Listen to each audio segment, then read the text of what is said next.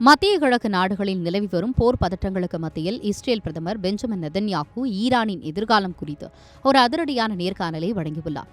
அமெரிக்காவின் CBS செய்தி நிறுவனத்திற்கு அவர் அளித்த பேட்டியில் ஈரானில் நிலவும் தற்போதைய ஆட்சி முறையை தூக்கி எறிவது சாத்தியமான ஒன்றுதான் என்று குறிப்பிட்டுள்ளார். ஈரானின் வீழ்ச்சியை ஒரு திவால் நிலைக்கு ஒப்பிட்டு பேசிய அவர் அது மெதுவாக தொடங்கி இறுதியில் ஒரேடியாக சரிந்துவிடும் என்று எச்சரித்துள்ளார்.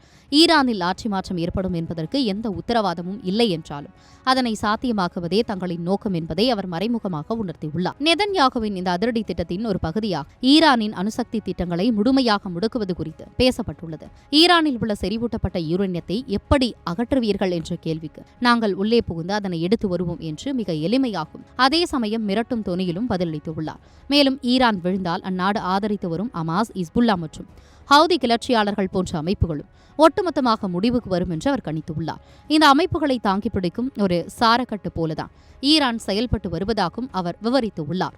Best collection, best price, best variety, mega summer sale, the Chennai silk, எல்லாமே புதுசு புதுசு புதுசு.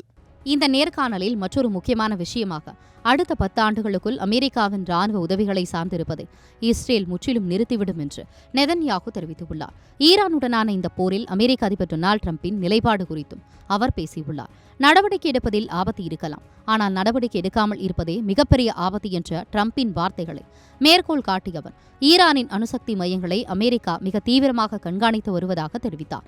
ஒருவேளை ஈரான் அணு ஆயுதம் தயாரிக்க முயல்வதாக தகவல் கிடைத்தால் அமெரிக்கா உடனடியாக தாக்குதலில் இறங்கும் என்றும் டிரம்ப் ஏற்கனவே எச்சரிக்கை விடுத்துள்ளார். ஈரானுடனான இந்த போர் இன்னும் முடிவுக்கு வரவில்லை என்பதை தெளிவுபடுத்தியுள்ள நெதன்யாகு யுரேனியம் அகற்றம், அணுசக்தி மையங்கள் தகர்ப்பு மற்றும் பாலிஸ்டிக் ஏவுகணை உற்பத்தியை தடுத்தல் என இன்னும் பல வேலைகள் எஞ்சியிருப்பதாக கூறியுள்ளார். ஒருபுறம் அமைதி பேச்சுவார்த்தைகள் நடந்தாலும் மறுபுறம் ஈரானின் அதிகார மையத்தை தகர்க்க இஸ்ரேல் மற்றும் அமெரிக்கா இணைந்து ஒரு மிகப்பெரிய ரகசிய திட்டத்தை செயல்படுத்தி வருவது இதன் மூலம் வெளிச்சத்திற்கு வந்துள்ளது.